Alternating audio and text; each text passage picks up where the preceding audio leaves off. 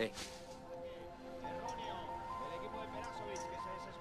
nunca dejes que nadie te diga que no puedes hacer algo. Ni siquiera yo. Este ataque de Rafa Martínez, síntoma de que están empezando a ponerse nerviosos. 0-9. ¿no? Tiempo muerto, claro. 0-9, pide tiempo muerto. Perasovic se marcha en el marcador de inicio. El Barcelona.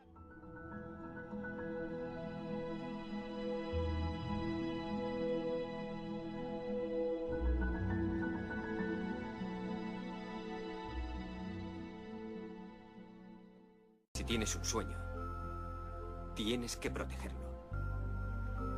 Las personas que no son capaces de hacer algo te dirán que tú tampoco puedes. Si quieres algo, ve por ello. Y punto.